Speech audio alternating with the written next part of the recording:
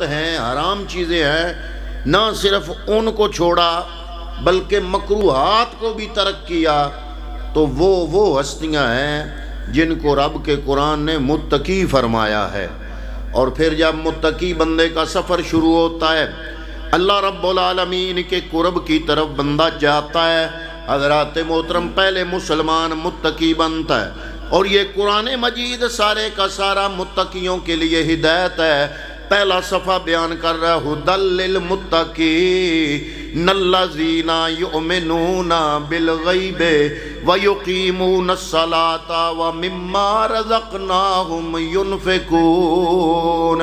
اللہ رب العالمین نے یہ تمام صفات متقیوں کی بیان فرمائی۔ پہلی صفت یہ ہے کہ وہ غیب پر ایمان لاتے ہیں، اللہ غیب ہے اس پر ایمان ہے، جنت غیب ہے اس پر ایمان ہے، جہنم غیب ہے اس پر ایمان ہے، اللہ کے فرشتے ہم سے غیب ہیں اس پر ایمان ہے، قبر کی زندگی جو ہے ہم سے غیب ہے اس پر ایمان ہے۔ یؤمنون بالغیب ویقیمون الصلاۃ، غیب پر ایمان لانے کے بعد وہ نماز ادا کرتے ہیں، وَيُقِيمُ الصَّلَاةَ وَمِمَّا رَزَقْنَاهُمْ يُنْفِقُونَ۔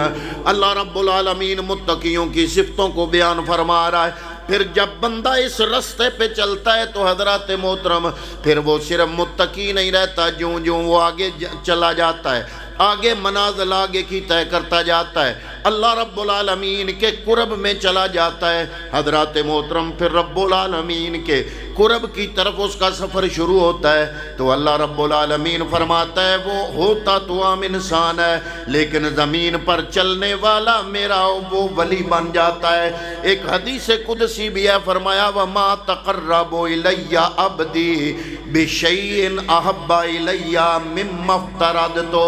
وہ شے جو اللہ رب العالمین کے قریب کرتی ہے اور وہ چیز جو میرے بندے کو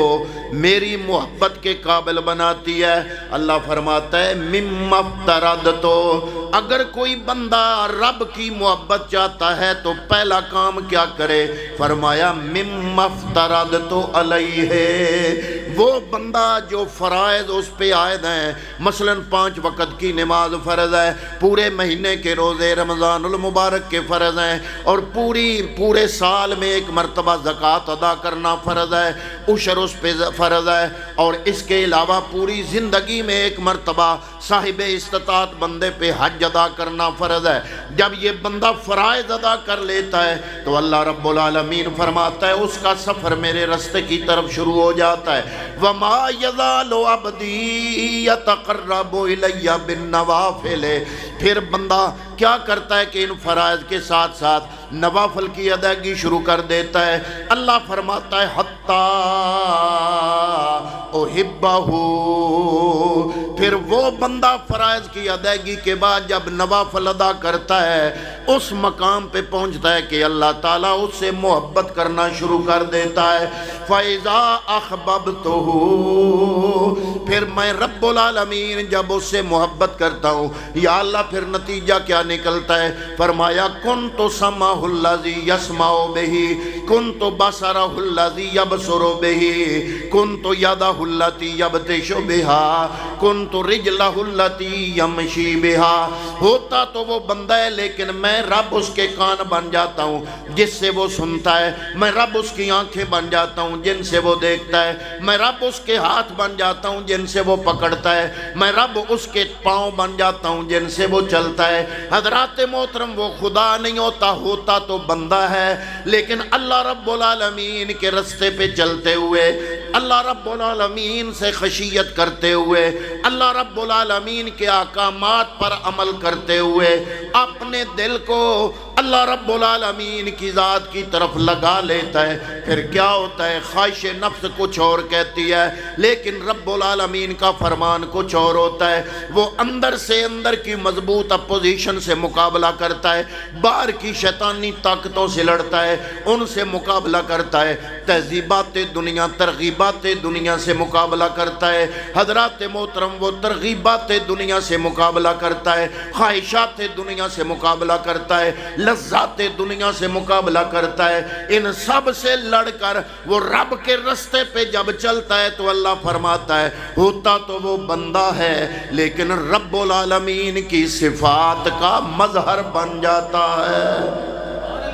حضرات محترم پھر وہ ولی کامل بن جاتا ہے، اور ولی کامل کے حوالے سے میں نے آیا مبارکہ آپ کی خدمت میں تلاوت کی۔ اللہ نے فرمایا الا خبردار ان اولیاء اللہ، بے شک جو میرے ولی ہیں لا خوف علیہم ولا ہم یحزنون، میں رب العالمین نے گارنٹی دے دی ہے کہ ہر چیز کسی نہ کسی چیز سے خوف زدہ ہے، لیکن جو میرے ولی ہیں نہ ان کو کوئی خوف ہے اور نہ قیامت کے دن وہ غمگین ہوں گے۔ اور کچھ ولی ہوتے ہیں جو کسبی ولی بنتے ہیں، کچھ ہوتے ہیں جو وہبی ولی بنتے ہیں۔ کسبی وہ ہوتے ہیں جو اپنی محنت سے، کسب سے، کمائی سے حضرات محترم ہر دم اپنے خواہش نفس سے لڑ کے، اپنی خواہشات سے لڑتے ہوئے، خواہش نفس تو کہتی ہے ٹھنڈا پانی ہے وضو کیسے کرو گے، گرم بستر ہے اس میں آرام کرو، لیکن وہ خواہش نفس سے لڑتے ہیں۔ خواہش نفس تو کہتی ہے کہ تیرے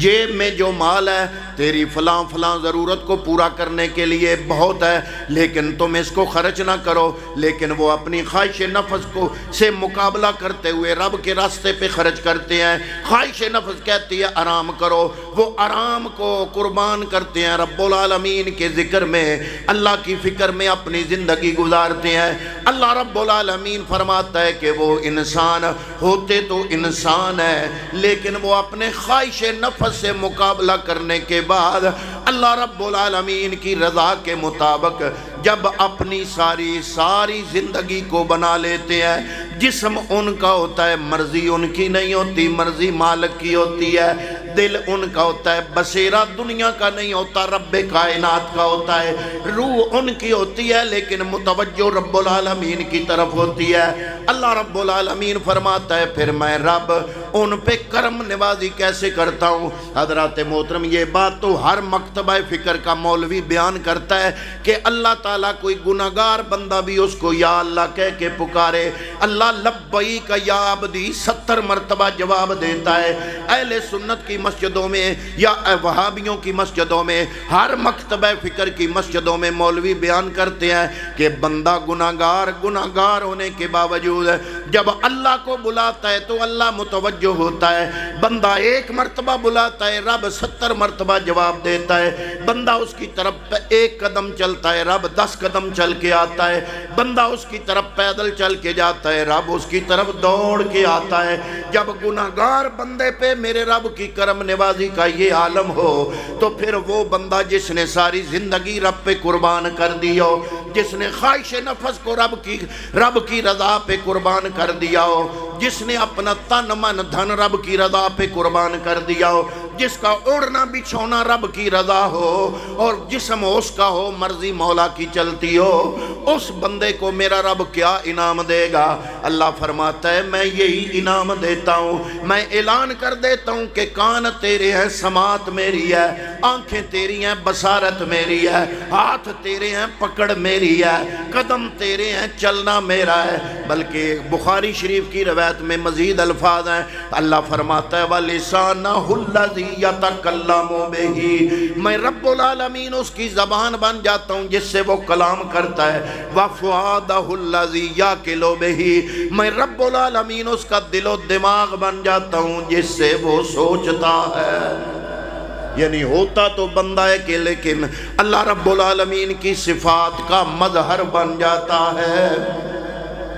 اور ان اولیاء کاملین میں بڑے بڑے بزرگ ہوئے، بڑی بڑی ہستیاں ہوئیں، اور ان میں ایک ہستی وہ ہے جن کا وصال پچھلے دنوں میں پچھلے ماہ میں ہوا، اور جن کو یاد گھر گھر میں کیا جاتا ہے، اور جن کے نام کا ختم ہر مہینے جو ماننے والے لوگ ہیں وہ اپنے گھروں میں دیتے ہیں، اور ان کا نام نامی اس میں گرامی ہے حضرت شیخ عبد القادر جیلانی، جن کے نام کی ہم 11ویں دیتے ہیں۔ کچھ لوگ کہتے ہیں کہ عبد القادر جن کو اہل سنت نے غوث سمدانی کہہ دیا ہے، وہ تو بغداد کے غیر سید تھے، سید تھے نہیں۔ تو علماء کرام نے بیان فرمایا غوث سمدانی قطب ربانی نجیب الطرفین سید ہیں۔ کچھ سید ہوتے ہیں جو باپ کی طرف سے، کچھ ہوتے ہیں جو صرف ماں کی طرف سے۔ حضور غوث اعظم وہ سید ہیں جو نجیب الطرفین سید ہے، یعنی اگر آپ کا پدری سلسلہ چلایا جائے تو آپ کا شجرہ امام حسن تک جاتا ہے، اور اگر آپ کا مادری سلسلہ چلایا جائے تو آپ کا شجرہ امام حسین تک جاتا ہے۔ اسی لیے امام اہل سنت مجدد دین و ملت شاہ احمد رضا خان بریلوی رحمت اللہ تعالیٰ علیہ، آپ نے فرمایا ہے غوث پاک نبوی فصل علوی می بطولی گلشن، نبوی فصل علوی می بطولی گلشن، حسنی پھول حسینی ہے مہکنا تیرا۔ لیکن کچھ لوگ حضور غوث اعظم کو اس لیے نہیں مانتے کہ غوث اعظم نے ایک کتاب لکھی جس کا نام ہے غنیۃ الطالبین۔ اس کتاب میں حضور غوث اعظم نے شیعہ حضرات کی 36 قسمیں بیان فرمائی، اور 36 قسمیں بیان کرنے کے بعد ان کی ساری وضاحت بیان کی، اور بیان کرنے کے بعد فرمایا یہ سارے راہ حق سے ہٹ گئے ہیں۔ اب چونکہ حضور غوث اعظم نے ان کا آپریشن کیا، اس لیے وہ لوگ کہتے ہیں، ببانگے دول کہتے ہیں کہ بغداد کے جلائے تھے، لیکن نہیں، حضور غوث اعظم شیخ عبد القادر جیلانی رضی اللہ تعالیٰ عنہ، آپ کے والد محترم کا نام ہے سید ابو صالح جنگی دوست، اور ان کے والد محترم کا نام ہے سید ابی عبداللہ، ان کے والد محترم کا نام ہے سید یحییٰ زاہد، ان کے والد محترم کا نام ہے سید محمد، ان کے والد محترم کا نام ہے سید داؤد، سید داؤد کے والد محترم کا نام ہے سید موسیٰ، سید موسیٰ کے والد محترم کا نام ہے سید عبداللہ، سید عبداللہ کے والد محترم کا نام ہے سید موسیٰ جدون، ان کے والد محترم کا نام ہے سید عبداللہ محض، ان کے والد محترم کا نام ہے سید امام حسن مصنع، اور سید حسن مصنع کے والد محترم کا نام ہے سیدنا امام حسن علیہ السلام۔ یعنی اتنی پشتوں سے حضور غوث اعظم رضی اللہ تعالیٰ عنہ اپنے مادری سلسلے کی وجہ، اپنے پدری سلسلے کے وسیلے سے امام حسن تک جا کے ملے۔ اور اگر آپ کا مادری سلسلہ دیکھے، آپ کی والدہ ماجدہ کا نام ہے سیدہ فاطمہ، سیدہ فاطمہ، ان کا لقب تھا امۃ الجبار، ام الخیر بھی لقب تھا، سیدہ فاطمہ امۃ الجبار ام الخیر۔ ام الخیر آپ کو اس لیے کہا جاتا تھا کہ آپ کے زمانے میں اتنی کوئی نیکی کرنے والی عورت نہیں تھی، اس لیے آپ کے زمانے والے لوگ آپ کو سیدہ فاطمہ کو امۃ الجبار کہتے تھے، یہ رب کی لونڈی ہے۔ امۃ الجبار بھی کہتے تھے، ام الخیر بھی کہتے تھے۔ اور حضرت سیدہ فاطمہ جو کہ حضور غوث اعظم کی والدہ ماجدہ تھی، ان کا زہد اور تقوی پورے زمانے میں مشہور تھا۔ اور حضرت سیدہ فاطمہ کے والد محترم، ان کا نام ہے سید عبداللہ سومائی۔ اتنے زاہد آدمی، متقی اور پرہیزگار بندے، ان کا تقوی بھی اپنے زمانے میں مشہور تھا۔ حضرت سید عبداللہ سومی کے والد محترم کا نام تھا سید ابی جمال، ان کے والد محترم کا نام تھا سید محمد، ان کے والد محترم کا نام تھا سید احمد، ان کے والد محترم کا نام تھا سید طاہر، ان کے والد محترم کا نام تھا سید ابی عطار، ان کے والد محترم کا نام تھا سید عبداللہ، ان کے والد محترم کا نام تھا سید ابی کمال، ان کے والد محترم کا نام تھا سید عیسیٰ، ان کے والد محترم کا نام تھا سید ابی علاء الدین، سید ابی علاء الدین کے والد محترم کا نام تھا سید محمد جواد، اور سید محمد جواد کے والد محترم بڑا مشہور نام ہے، آپ سے زیادہ دوسرے لوگ جانتے ہیں اس نام کو۔ سید محمد جواد کے والد محترم کا نام تھا سید علی رضا، اور سید علی رضا کے والد محترم کا نام تھا سید امام موسیٰ کاظم۔ سید امام موسیٰ کاظم کے والد محترم کا نام تھا سید امام جعفر صادق۔ امام جعفر صادق کے والد محترم کا نام تھا سید امام محمد باقر۔ امام محمد باقر کے والد محترم کا نام تھا سید زین العابدین۔ سید زین العابدین کے والد محترم کا نام تھا شہید دشت کربلا سید الشہداء امام حسین علیہ السلام۔ تو اس شجرے سے، اس کے ذریعے آپ اپنی والدہ ماجدہ کی وساطت سے امام حسین تک جا کے ملتے ہیں۔ تو پتہ چلا کہ جناب اہل سنت والجماعت جس ہستی کو پیروں کا پیر کہتے ہیں، 11ویں والا پیر کہتے ہیں، جس کے نام کا ہر مہینے ختم دلواتے ہیں، 11ویں شریف دلواتے ہیں، وہ صرف ایک واسطے سے نہیں، صرف ماں کی طرف سے نہیں، صرف باپ کی طرف سے نہیں، بلکہ ماں اور باپ دونوں کی طرف سے حضرت سیدہ فاطمہ الزہرا میرے پیغمبر کی جو بیٹی کے دونوں بیٹے ہیں، حضرت شیخ عبدالقادر جیلانی اپنی ماں کی طرف سے اگر سلسلہ چلائیں تو امام حسین تک جاتے ہیں، اور اگر باپ کی طرف سے سلسلہ چلائیں تو امام حسن کی تک جاتے ہیں۔ حضور شیخ عبدالقادر جیلانی وہ ہستی ہیں جن کو اللہ رب العالمین نے مادرزاد ولایت عطا فرمائی۔ ابھی آپ ماں کے پیٹ میں ہی ہے۔ حضرت ابو صالح جنگی دوست کو نبیوں کا امام خواب میں ملا اور فرمایا ہے ابو صالح آتاک اللہ ابنن ہوا ولی و محبوبی، اللہ رب العالمین تجھے ایسا بیٹا عطا کرے گا وہ جو میرا بھی دوست ہوگا، میرا محبوب ہوگا، رب کا بھی ولی اور اس کا دوست ہوگا۔ سیکون لہو شان فی الاولیاء والاکتاب کما شانی بین الانبیاء والرسل، اس کی شان ولیوں اور کتبوں میں ایسے ہوگی جیسے میں محمد کی شان نبیوں اور رسولوں میں ہے۔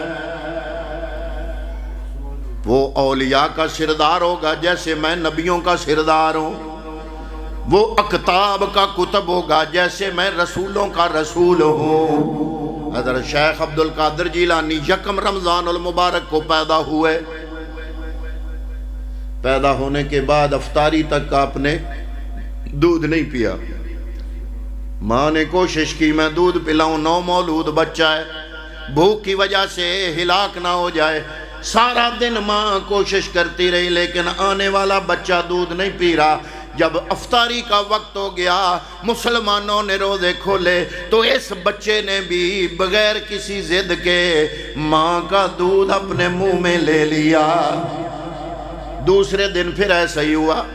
یار ایک دن اتفاق ہوتا ہے، 2 دن اتفاق ہوتا ہے، پورا مہینہ کہنے والے کہتے ہیں جنہوں نے آنکھوں سے دیکھا،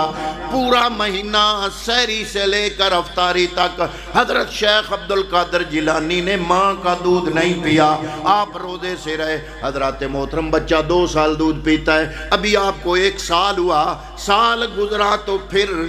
رمضان المبارک کی پہلی آ گئی۔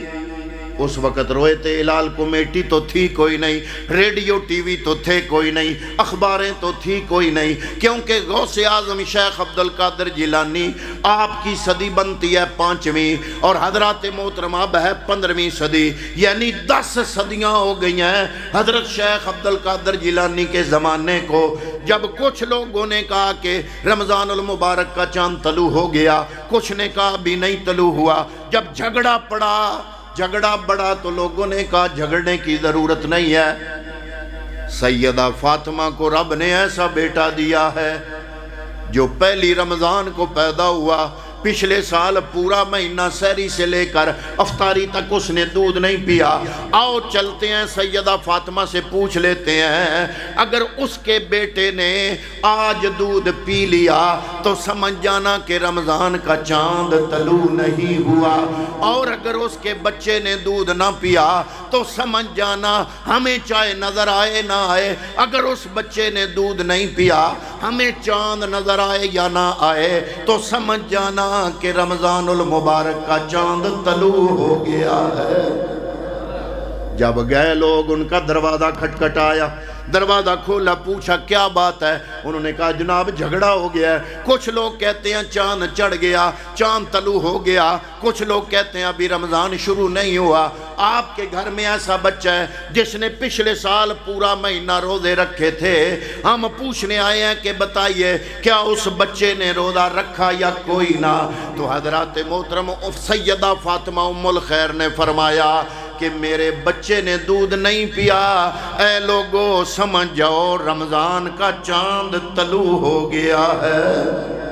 حضرات محترم یہ ہوتا ہے مادرزاد ولی۔ حضرت شیخ عبدالقادر جیلانی کو میرے محمد مصطفیٰ صلی اللہ تعالیٰ علیہ وسلم نے اپنی بارگاہ سے ولایت عطا فرمائی تھی، اور حضرت شیخ عبدالقادر جیلانی رضی اللہ تعالیٰ عنہ کو ولایت عطا کرنا اور آپ کے والد محترم کو خوشخبری دینا، اس سے یہ بات ثابت ہوتی ہے کہ اللہ کا نبی اپنے امتیوں کے حال سے واقف ہوتا ہے۔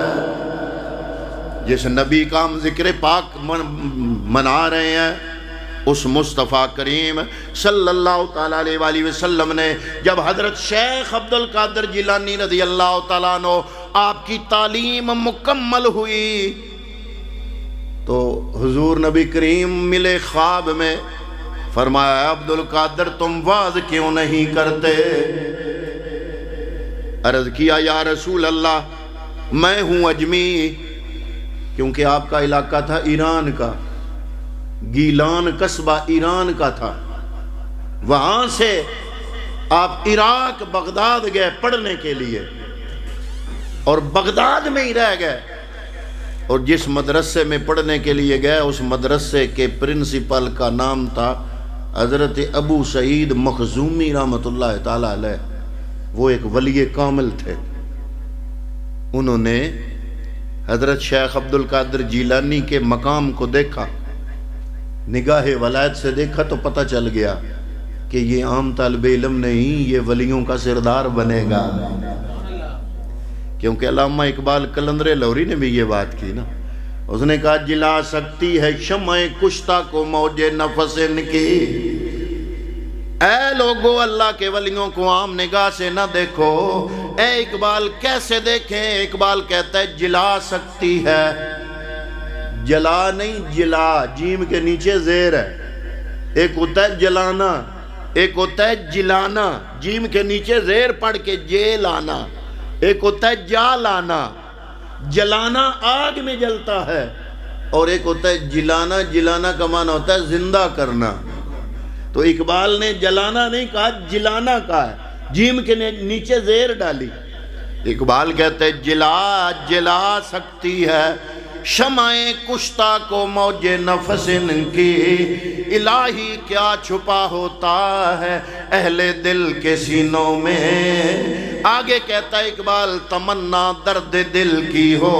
تو کر خدمت فقیروں کی، نہیں ملتا یہ گوہر بادشاہوں کے خزینوں میں۔